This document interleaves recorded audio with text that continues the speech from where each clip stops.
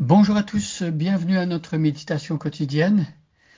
Nous continuons notre série de méditation dans le livre des Actes des Apôtres, ce livre qui raconte le début de l'Église, comment l'Église s'est formée, comment la foi chrétienne s'est répandue jusqu'à Rome.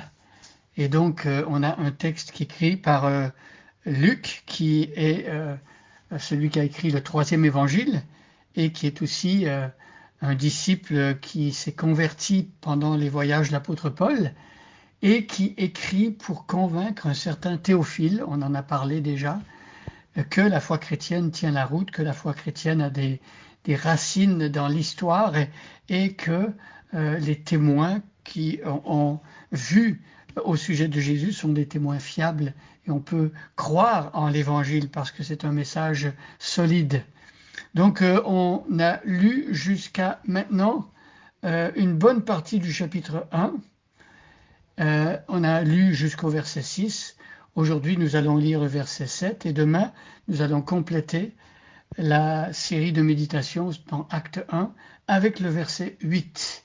Donc, on va prendre le temps, une fois de plus, pour lire les 8 versets du chapitre 1 et ensuite nous allons nous attarder au verset 7. Théophile, j'ai parlé dans mon premier livre de tout ce que Jésus a commencé de faire et d'enseigner dès le commencement, jusqu'au jour où il fut enlevé au ciel, après avoir donné ses ordres par le Saint-Esprit aux apôtres qu'il avait choisis. Après qu'il eut souffert, il leur apparut vivant et leur en donna plusieurs preuves, se montrant à eux pendant 40 jours et parlant des choses qui concernent le royaume de Dieu. Comme il se trouvait avec eux, il leur recommanda de ne pas s'éloigner de Jérusalem, mais d'attendre ce que le Père avait promis, ce que je vous ai annoncé, leur dit-il, car Jean a baptisé d'eau, mais vous, dans peu de jours, vous serez baptisés du Saint-Esprit. Alors les apôtres lui demandèrent, Seigneur, est-ce en ce temps-là que tu rétabliras le royaume d'Israël?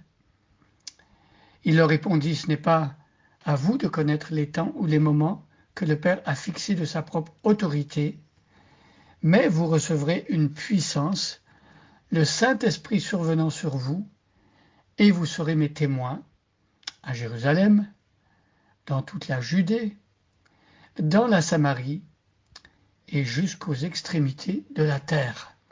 Revenons sur le verset 7. C'est donc Jésus qui parle à ses disciples. Ils sont autour d'une table, ils sont en train de manger. Et les apôtres ont posé une question.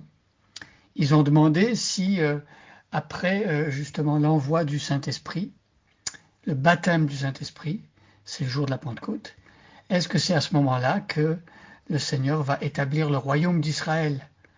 Autrement dit, est-ce qu'on va entrer dans la fin du monde et le moment où justement toutes les promesses de l'Ancien Testament concernant Israël vont s'accomplir? Alors Jésus va répondre à cette question. Déjà, on avait vu la dernière fois que leur façon de comprendre le royaume de Dieu, le royaume et la royauté de Jésus n'était peut-être pas la bonne. Eux qui voyaient Jésus comme un roi qui allait imposer sa puissance militaire, bouter hors du territoire d'Israël les occupants romains, Jésus va leur montrer que son royaume n'est pas de ce monde, son royaume n'est pas quelque chose de politique ou de militaire, et son royaume n'est pas restreint au seul territoire d'Israël, mais c'est un royaume qui va s'étendre sur toutes les extrémités de la terre. Et donc il leur répondit, quand eux demandent, est-ce que c'est à ce moment-là, donc est-ce que tu vas établir donc les temps définitifs, éternels? Jésus répond, ce n'est pas à vous de connaître les temps ou les moments. Alors, il y a un texte dans l'Ancien Testament qui dit que les choses cachées sont à l'Éternel et les choses révélées sont aux hommes. Et donc Dieu n'a pas voulu révéler aux hommes le moment précis où il va établir son royaume définitif. Et d'ailleurs, Dieu a dit, et Jésus a répété dans dans ces paraboles que le royaume de Dieu qui vient, ça va être comme lorsqu'un voleur vient et vole pendant la nuit. Personne ne sait à quel moment cela va arriver et il faut simplement être prêt.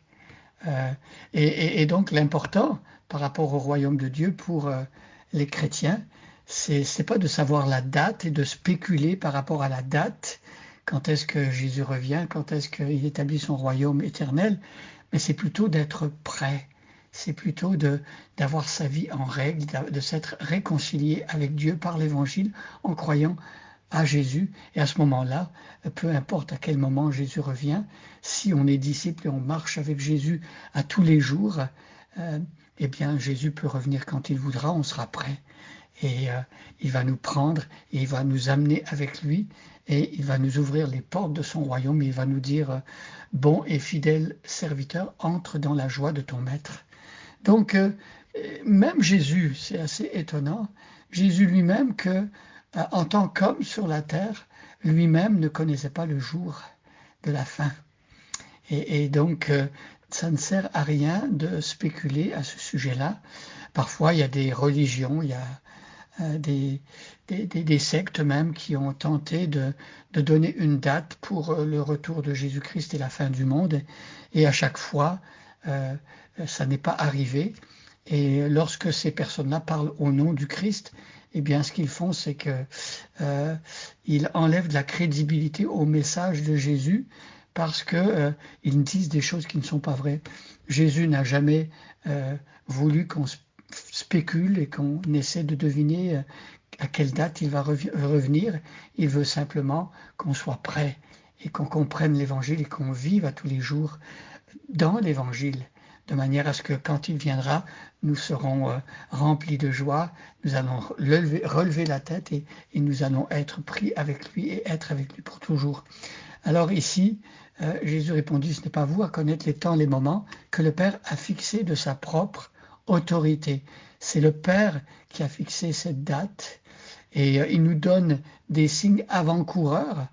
Et c'est sûr que Jésus a dit quand même que quand vous verrez tel ou tel signe, vous saurez que c'est le commencement des douleurs.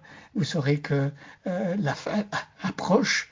Mais ce n'est pas dire que quand on commence à voir certains signes, il dira qu'il y aura des guerres, des bruits de guerre et tout ça. Il y en a toujours eu de tout temps dans l'histoire. Et il dit que c'est le commencement. Donc pour Dieu, un jour est comme 1000 ans sont comme un jour.